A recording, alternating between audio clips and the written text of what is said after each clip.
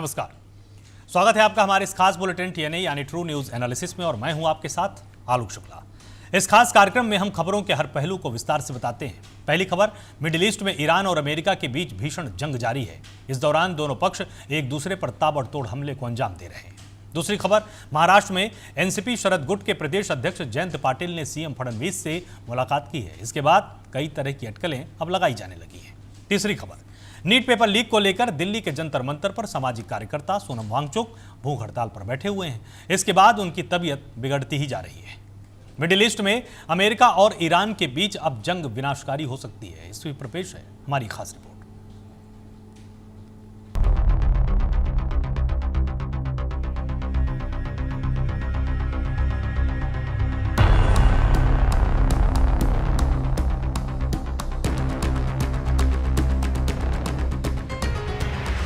Middle east में Iran और America के बीच छिड़ी जंग फिर से भयावह होती जा रही और इसकी तस्दीक तबाही की ये तमाम तस्वीरें।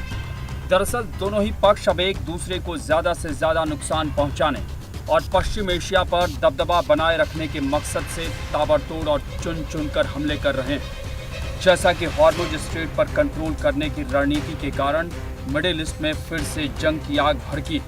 ऐसे में दोबारा छिड़ी इस जंग को लेकर दुनिया तो सहमी हुई है, लेकिन इसी बीच मिडिल ईस्ट में ईरान को लेकर अमेरिकी राष्ट्रपति डोनाल्ड ट्रंप ने फिर से बड़ी चेतावनी दे दी। ट्रंप ने कहा है कि अगर ईरान बातचीत की मेज पर वापस नहीं आया तो ईरान के लिए अगले हफ्ते हालात बहुत खराब हो जाएंगे, क्योंकि तब उसके सभी बिजली संयंत्रों और पुलों को निशाना बनाकर उसे नष्ट कर दिया जाएगा। ईरान से बातचीत करने का एकमात्र तरीका ताकत है और असली ताकत सैन्य ताकत होती है और हमने वही किया है। अगर अमेरिका इस समय पीछे हटता है तो ईरान अपनी सैन्य क्षमता दोबारा खड़ी करने में करीब 20 साल लगा देगा। कुछ दिनों पहले हमारे बीच समझौता हो गया था, लेकिन उन्होंने आखिरी समय में उसे तोड़ दिया। ऐसे में ईरान पर हमले तब तक जारी रहेंगे जब तक मैं खुद ये न कह दूं कि अब काफ़ी है। इधर तेल और गैस की आपूर्ति से लेकर व्यापार के लिए दुनिया के सबसे अहम समुद्री मार्गों में से एक हॉर्मुज स्ट्रेट को अमेरिकी सेना ने ईरान के लिए बंद कर दिया है और ईरान के बंदरगाहों और तटीय क्षेत्रों की ओर आने वाले जहाज़ों पर फिर से नौसैनिक नाकेबंदी लागू कर दी गई। वहीं अमेरिकी सेंट्रल कमांड की माने तो यह नाकेबंदी पहले अप्रैल से जून के बीच भी लागू की गई थी और जिसे अब दोबारा शुरू किया गया है। इस वक्त पश्चिमी एशिया में अमेरिकी नौसेना के 20 से ज़्यादा युद्धपोत और सैकड़ों सैन्य विमान तैनात हैं। ईरान पर हमलों का मकसद हॉर्मुज में व्यावसायिक जहाज़ों पर हमले के लिए इस्तेमाल की जाने वाली ईरानी क्षमताओं को कमज़ोर करना है। यह खाड़ी क्षेत्र में तेल और गैस के लिए एक प्रमुख शिपिंग मार्ग, जहां अपना कंट्रोल बनाए रखने के लिए तेहरान ने बार बार नागरिक जहाज़ों पर हमले किए हैं। वहीं अमेरिकी नौसैनिक नाकेबंदी लागू होने से पहले हॉर्मुज स्ट्रेट से गुजरने वाले 11 जहाज़ों में से 9 ईरानी रूट से निकले हैं, लेकिन खाड़ी के दूसरे तेल उत्पादक देशों से तेल या गैस लोड करने के लिए किसी टैंकर की आवाजाही नहीं दिख रही। इधर ईरानी बंदरगाहों पर अमेरिका की ओर से फिर से लागू की गई समुद्री नाकेबंदी के बाद ईरान के इस्लामिक रिवॉल्यूशनरी गार्ड कॉर्प्स यानी IRGC ने चेतावनी दी कि अगर अमेरिका अपनी आक्रामक और शत्रुतापूर्ण कार्रवाइयां जारी रखेगा तो मिडिल ईस्ट से तेल गैस का निर्यात नहीं होने दिया जाएगा। हॉर्मुज स्ट्रेट तब तक बंद रहेगा जब तक अमेरिका रुकेगा नहीं। अमेरिकी सेना ने नियमों का उल्लंघन करने वाले जहाज़ों को निशाना बनाने के बहाने ईरान के सैन्य ठिकानों पर हमला किया है। अमेरिका अपनी नाकामी और कमज़ोरी छिपाने के लिए ऐसा कर रहा है। ईरानी नाकेबंदी के दौरान कोई भी जहाज़ हॉर्मुज स्ट्रेट से गुजरने की हिम्मत नहीं कर सका और न ही किसी जहाज़ ने अमेरिकी सेना का साथ दिया। ऐसे में किसी जहाज़ पर हमला करने की नौबत ही नहीं आई। अमेरिका के हमलों से हॉर्मुज स्ट्रेट को दोबारा खोलने की प्रक्रिया और ज़्यादा देर से पूरी होगी। मौजूदा हालात के लिए अमेरिका की सैन्य कार्रवाई जिम्मेदार है, यानी कहा जा सकता है कि IRGC की चेतावनी पूरी दुनिया के लिए खतरे की घंटी है। इधर अमेरिकी राष्ट्रपति डोनाल्ड ट्रंप ने कहा है कि हॉर्मुज स्ट्रेट हर हाल में खुला रहेगा, क्योंकि यह दुनिया की ऊर्जा सप्लाई के लिए बेहद अहम समुद्री मार्ग है। साथ ही डोनाल्ड ट्रंप ने हॉर्मुज स्ट्रेट से गुजरने वाले सभी जहाज़ों पर 20% सुरक्षा शुल्क लगाने के ऐलान के बाद अब यूटर्न लेते हुए कहा कि यह शुल्क नहीं लगाया जाएगा। वहीं ईरान के उप विदेश मंत्री काजेम गरीबाबादी का कहना है कि अमेरिका ने नाकेबंदी को फिर से लागू करके एक तरह से इस्लामाबाद समझौते को खत्म कर दिया है। इधर अमेरिकी सेना का दावा है कि वह ईरान पर पूरी ताकत से हमले कर रहा है। अमेरिकी सेंट्रल कमांड के मुताबिक ईरान के खिलाफ करीब 7 घंटे तक बड़ा सैन्य अभियान चलाया गया। हॉर्मुज स्ट्रेट के आसपास ईरान के मिसाइल लॉन्च साइट, ड्रोन ठिकानों, नौसैनिक जहाज़ों और तटीय डिफेंस सिस्टम को टारगेट किया गया। इस दौरान दक्षिणी ईरान के तटीय शहर सिरिक में हवाई हमले किए गए। इन हमलों में फाइटर जेट, ड्रोन और नौसैनिक जहाज़ों का इस्तेमाल किया गया। ईरान के बंदर अब्बास बंदरगाह शहर केशम द्वीप पर भी नए सिरे से हमले किए गए। इसी बीच ईरानी सेना इस्लामिक रिवॉल्यूशनरी गार्ड कॉर्प्स यानी IRGC ने अमेरिकी हमले को कायराना बताते हुए ये दावा किया है कि ईरानी सेना ने भी जवाबी अभियान शुरू करते हुए बहरीन, कुवैत और जॉर्डन में अमेरिकी सैन्य ठिकानों पर हमले किए हैं। बहरीन स्थित अमेरिकी नौसेना के 5th फ्लीट बेस पर हमला कर command and control centre, naval support management centre और हथियारों के गोदाम और फ्यूल टैंक तबाह कर दिए गए। कुवैत में अमेरिकी सेना के गोदाम पर ड्रोन से हमला किया गया। जॉर्डन के अजरक एयरबेस स्थित अमेरिकी सैन्य सुविधाओं को भी निशाना बनाया गया है। जॉर्डन और कुवैत के लोग अमेरिकी सैन्य मौजूदगी के खिलाफ खड़े हुए। दोनों देशों के लोग अमेरिकी सेना को अपने देश से बाहर निकालें और अपनी ज़मीन का इस्तेमाल इस्लामी देशों पर हमलों के लिए न होने दें। ईरान कभी भी अमेरिकी दबाव के आगे नहीं झुकेगा और हॉर्मुज स्ट्रेट पर अपनी रणनीति जारी रखेगा। साथ ही ईरान की ओर से अमेरिकी हमले में हुए नुकसान का और मौत का आंकड़ा भी जारी किया गया। उन्होंने इसे लेकर दावा किया है कि ईरान के दक्षिण पूर्वी हिस्से में मौजूद सैन्य बैरक पर अमेरिका ने मिसाइल दागी, जिसमें उसके 7 सैनिक मारे गए। इस दौरान 13 मिसाइलें 388वीं ब्रिगेड की बैरक पर दागी गई, जिससे गेस्ट हाउस, गार्ड पोस्ट और जवानों के रहने की इमारतों को नुकसान पहुंचा। हालांकि सुरक्षा इंतजामों के कारण नुकसान कम। वहीं ईरान के दक्षिणी हिस्से में हुए हमले में 30 से ज़्यादा नागरिकों के मारे जाने का भी दावा किया गया और 260 से ज़्यादा लोग घायल हुए।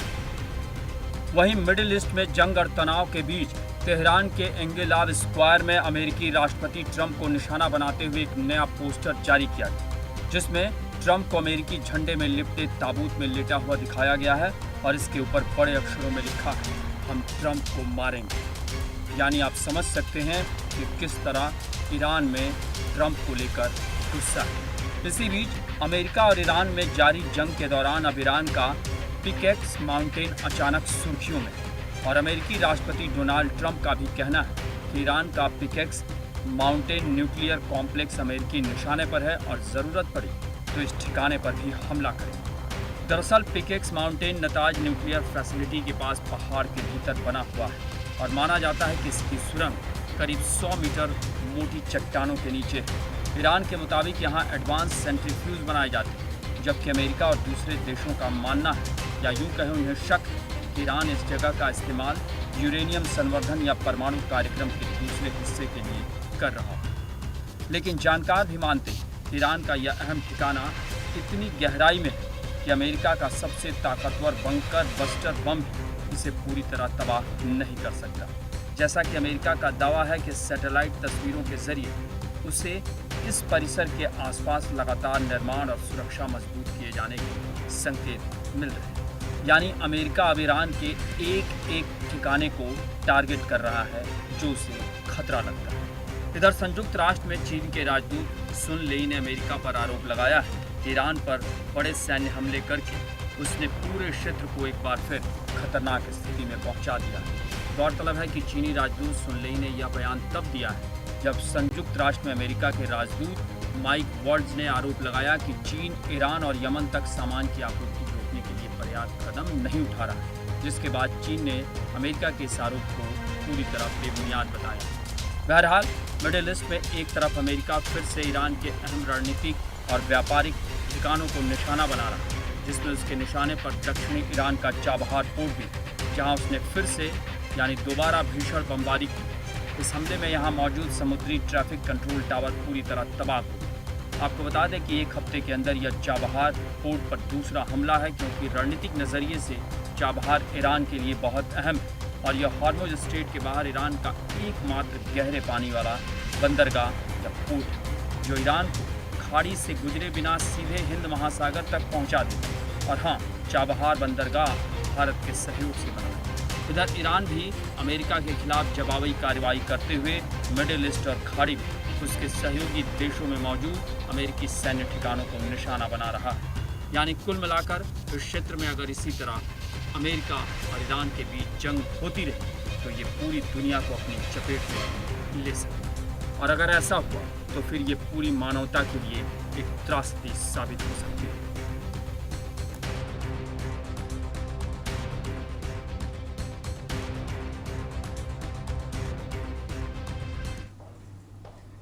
महाराष्ट्र में तकरीबन 1.5 घंटे की एक बैठक इस समय काफी चर्चा में है और ये बैठक शरद पवार गुट के प्रदेश अध्यक्ष जयंत पाटिल और सीएम फडणवीस के बीच में हुई है।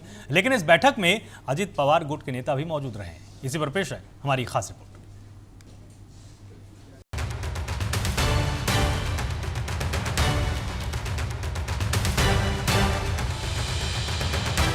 इन दिनों सियासत में सत्ता पक्ष और विपक्ष के नेताओं की मुलाकात यूं ही नहीं हुआ करती, और यानी अगर कोई मुलाकात हुई तो मायने तो होंगे, और अगर नहीं है तो मायने निकालने वालों की भी कहाँ कमी है। बस ये समझ लीजिए कि फिलहाल महाराष्ट्र के सियासी गलियारे में एक मुलाकात ने दिल्ली तक सियासत को गरमा दिया है। जैसा कि महाराष्ट्र के मुख्यमंत्री आवास वर्षा पर एनसीपी के दोनों गुटों यानी शरद पवार गुट और अजीत पवार गुट और उसके साथ मुख्यमंत्री देवेंद्र फडणवीस की बैठक में न सिर्फ महाराष्ट्र बल्कि देश की राजनीति में हलचल मचा रखी, और इस मुलाकात के बाद तमाम तरह की अटकलें भी लगाई जाने लगी। कहा तो ये भी जाने लगा है कि शरद पवार की अगुवाई वाली एनसीपी भी अब एनडीए को समर्थन दे सकती है और दोनों गुटों का विलय भी हो सकता है। हालांकि इस तरह की अटकलें पहली भी लगती रही और ये अटकलें ही साबित हुई, लेकिन खबरों के मुताबिक इस बार की बैठक काफ़ी सीक्रेट तरीके से हुई। गौरतलब है कि शरद पवार गुट के प्रदेश अध्यक्ष जयंत पाटिल और मुख्यमंत्री देवेंद्र फडणवीस के साथ बैठक के दौरान अजीत पवार गुट के प्रदेश अध्यक्ष सुनील तटकरे और पार्टी के वरिष्ठ नेता प्रफुल्ल पटेल भी मौजूद हैं, और ये बैठक करीब 1.5 घंटे तक चली। फिर क्या, इस बैठक के बाद तमाम तरह के कयास लगाए जाने लगे, लेकिन इस बैठक में मौजूद एनसीपी शरद पवार गुट के प्रदेश अध्यक्ष जयंत पाटिल ने क्या कहा, उसे उन्हीं की जुबानी सुन लीजिए। Oh, very much. Our party is intact. We all are working under Mr. Sharad Pawar's leadership, and we are very much together. दरअसल शरद पवार की बेटी सुप्रिया सुले का मानना है कि परिसीमन बिल में 50% सीट रिजर्व रहती है तो एनसीपी शरद गुट को कोई आपत्ति नहीं और वो इस पर विचार कर सकती है। इसके बाद से ही तमाम तरह के कयास लगाए जाने लगे कि शरद पवार की एनसीपी एनडीए को समर्थन दे सकती है। हालांकि सुप्रिया सुले ने क्या कहा है उसे भी सुन लीजिए। So let me reassure you that all 8 MPs of NCP SP and all our MLAs, we stick together. Whatever decision we'll be taking, please understand NCP is a party where Shri Sharad Pawar not only leads it, he invests in everybody and he listens.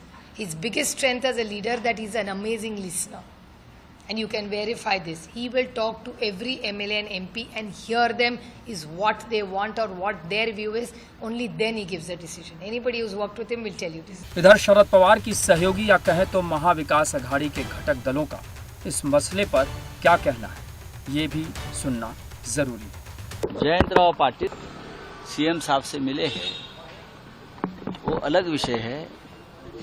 उनका जो चुनाव क्षेत्र से एक जो नगराध्यक्ष है public elected, उनको वहाँ के कलेक्टर ने डिस्क्वालीफाई किया है गैर कानूनी तरीके से। उस बारे में अपनी बात लेकर जयंतराव पाटिल सीएम साहब से मिले हैं, ये मेरी जानकारी है और कुछ नहीं है। शरद पवार जी की हम बहुत इज्जत करते हैं, बहुत देश के बड़े नेता हैं, लेकिन मैं बार बार कह चुका हूं कि शरद पवार जी को क्लैरिफाई करना चाहिए।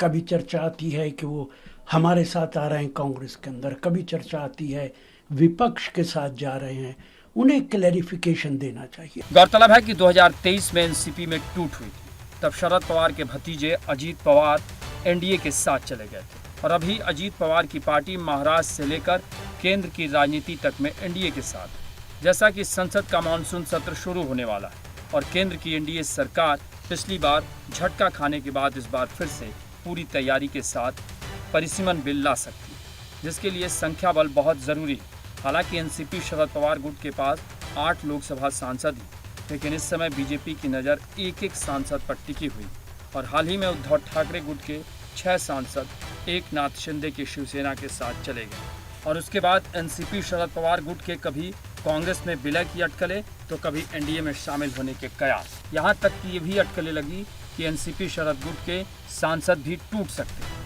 बहरहाल ये सियासत है, यहाँ मुलाकातों का कोई ना कोई मतलब तो होता ही, और ये मुलाकात भी क्यों हुई इसका भी कोई ना कोई मतलब तो होगा ही। लेकिन उसके लिए फ़िलहाल इंतज़ार करना पड़ेगा, क्योंकि सियासत में कहीं पे निगाहें और कहीं पे निशाना होता है।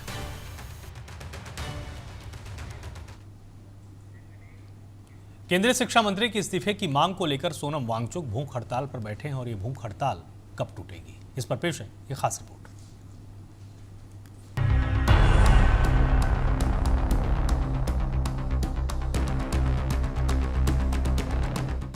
सालों बाद दिल्ली के जंतर मंतर पर एक भूख हड़ताल या कहें तो अनशन की चर्चा अब देश ही नहीं दुनिया भर में होने लगी और इसके पीछे एक नाम है मशहूर सामाजिक कार्यकर्ता सोनम वांगचुक का।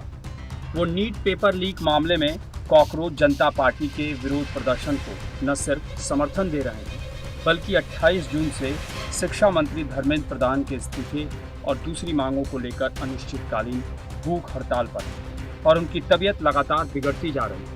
उनका वजन 8 किलो कम हो चुका है, लेकिन वो अपने फैसले पर कायम है। इस बीच बॉलीवुड से भी उन्हें ज़बरदस्त समर्थन मिल रहा है। मशहूर अभिनेत्री शबाना आजमी ने एक भावुक पोस्ट करते हुए कहा कि सोनम वांगचुक को हड़ताल खत्म करनी चाहिए, क्योंकि ये लड़ाई आगे तक लड़नी है, इसके लिए उनका सेहतमंद रहना ज़रूरी है। वहीं दिल्ली के जंतर मंतर पर उनके समर्थन में अब जमावड़ा जुट रहा है और अब तो तमाम दलों के नेता ये कह रहे हैं कि सोनम वांगचुक का जीवन देश के लिए अहम है। मैं ये कहना चाहता हूं कि हम कॉकरोच जनता पार्टी के धरने का समर्थन करते हैं पूरी तरह से। पूरी पार्टी हमारी समर्थन करती है, उनकी डिमांड्स का समर्थन करते हैं। धर्मेंद्र प्रधान को इस्तीफा देना चाहिए, तुरंत देना चाहिए और सिस्टम्स ठीक करने चाहिए ताकि आगे से कभी भी कोई पेपर लीक ना हो और बच्चों को परेशानी ना हो। सोनम वांगचुक जी से मैं निवेदन करना चाहता हूं कि बहुत दिन हो गए, आप देश की धरोहर हैं, आप देश के एसेट हैं, आप प्लीज अपना धरना अपना हंगर स्ट्राइक बंद कर दीजिए। बहुत अफसोस है, उनका काफी लंबा अरसा हो गया वो भूख हड़ताल पर बैठे हैं। भारतीय जनता पार्टी की सरकार आंखें बंद किए बैठी है। प्रधानमंत्री की जिम्मेदारी है कि उन्हें जाना चाहिए, उनसे बात करनी चाहिए। उनकी ये जो भूख हड़ताल है इसको तोड़ना चाहिए, उन्हें जूस पिलाना चाहिए। अगर उन्होंने दम तोड़ दिया जैसे कि खबरें आ रही हैं तो ये एक हमारे लोकतंत्र पे कलंक होगा। लेकिन मुझे ये भी यकीन है कि हमारे प्रधानमंत्री और बीजेपी के नेताओं की इस बात की कोई परवाह नहीं है। उन्हें सिर्फ सत्ता चाहिए और इसके अलावा कुछ नहीं चाहिए। जैसा कि अभिजीत दीपके के नेतृत्व में कॉकरोच जनता पार्टी ने अपना आंदोलन शुरू किया था, लेकिन जब से इस विरोध प्रदर्शन में सोनम वांगचुक शामिल हुए, इस आंदोलन को न सिर्फ सुर्खियां मिली है बल्कि ताकत भी मिली। वहीं इस मौके पर दिल्ली पुलिस से लेकर रैपिड एक्शन फोर्स के जवान तैनात हैं। आपको बता दें कि कॉकरोच जनता पार्टी की मांग है कि नीट पेपर लीक मामले में केंद्रीय शिक्षा मंत्री धर्मेंद्र प्रधान की जवाबदेही तय होनी चाहिए। इसके अलावा और भी मांगे उठती है। डीएनए में फिलहाल के लिए इतना ही, लेकिन चलने से पहले जान लेते हैं जिंदगी से जुड़ा हुआ ये खास सबक। सिर्फ खाने और सोने का नाम जीवन नहीं, बल्कि जीवन नाम सदैव आगे बढ़ते रहने का है।